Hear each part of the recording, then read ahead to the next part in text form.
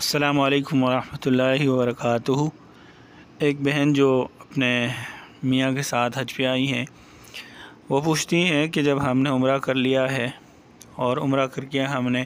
احرام کھول دیا ہے، اب عورتوں کے لیے تو کوئی مسئلہ نہیں ہے، وہ جو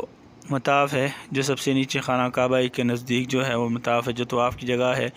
وہاں پر وہ جانا چاہیں تو ان کے لیے آسانی ہوتی ہے، لیکن مرد حضرات اسی وقت جا سکتے ہیں کہ جب وہ احرام کی حالت میں ہوں۔ لیکن اب مردوں نے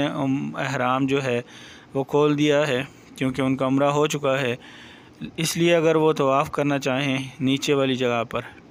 تو کیا وہ صرف دکھاوے کے لیے احرام باندھ کر وہاں جا سکتے ہیں؟ کیونکہ اوپر والی جو منزل ہے اس میں طواف بہت لمبا ہوتا ہے، تو اس لیے وہ کرنا مشکل ہے۔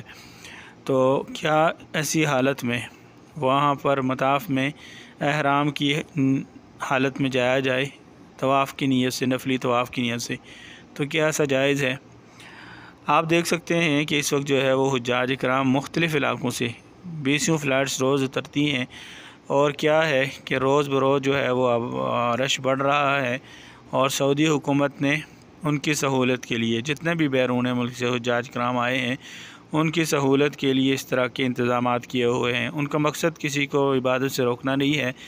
بلکہ قانون کے ذریعے لوگوں کو لیے آسانیاں پیدا کرنی ہے تاکہ نئے آنے والے لوگوں کے لیے اور تمام حجاج کرام کے لیے آسانی ہو۔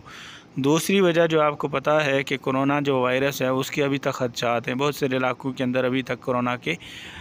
جو جراثیم ہیں وہ ہیں، تو اس طرح کے انتظامات اس لیے کیے جاتے ہیں تاکہ عوام جو ہے وہ کسی مشکل کا سامنا نہ کرے، عوام اس مشکل سے بچ سکے۔ تو سعودی حکومت نے اس طرح کے اقدامات کیے ہوئے ہیں۔ تو جب آپ کسی جگہ پر اتنا پیسہ لگا کے آتے ہیں اور آپ کا مقصد صرف اللہ کی رضا ہوتی ہے اور عبادت ہوتی ہے، تو اس میں انسان کو بہت احتیاط کرنا چاہیے۔ انسان کو احتیاط کرنی چاہیے کہ کسی وجہ سے انسان کا کوئی اتنا بڑا عمل ضائع نہ ہو جائے۔ اتنے انسان جو اس کے لیے خرچات کر کے آئے، اتنی تھکاوٹ اور پریشانی اور مشکلات کو جھیل کر یہاں پر پہنچے، کہیں اس وجہ سے کہیں اس کی عبادت رائے گاہ نہ ہو جائے۔ قوانین جو بنائے جاتے ہیں وہ اس لیے بنائے جاتے ہیں تاکہ عوام کی سہولت ہو، عوام کی آسانی ہو، عوام کے لیے اس کے لیے کوئی مشکلات سے بچا جا سکے۔ اگر اسی طرح قانون توڑے جائیں تو جن ملکوں کے اندر قوانین کو توڑا جاتا ہے پھر وہاں پر کیا ہوتا ہے، پھر اسی طرح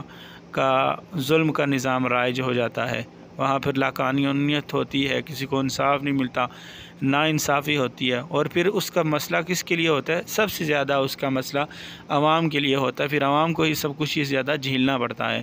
تو اس لیے یہ قوانین جو بنائے گئے ہیں یہ ہماری آسانی کے لیے بنائے گئے ہیں تاکہ جتنے بھی حجاج دیگر ممالک سے آتے ہیں وہ اپنا حج بہت آسانی سے ادا کر سکیں اور دوسروں کے لیے کسی بھی تکلیف کا باعث نہ بنے۔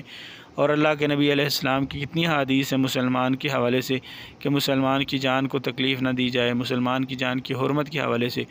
تو آسانی پیدا کی جائے، دوسروں کے لیے مشکلات پیدا نہ کی جائے۔ تو نفلی عبادت کے لیے اس طرح کرنا اور دھوکہ دینا یہ کہیں بھی جو ہے وہ کوئی بھی عقل والی بات نہیں ہے، اور انسان اپنی اتنی بڑی عبادت حج جو فرض ہے اس کے لیے انسان آیا ہے اور اس طرح کے اعمال کرے گا تو کہیں اللہ رب العزت اس کی عبادت کو ضائع نہ کر دے۔ تو اس لیے انسان کو اس طرح کا عمل نہ کرے کہ جو وہاں کے ملک کی قوانین کے خلاف ہو اور دوسرے مسلمانوں کے لیے اس میں مشکلات اور مسائل پیدا ہو سکے۔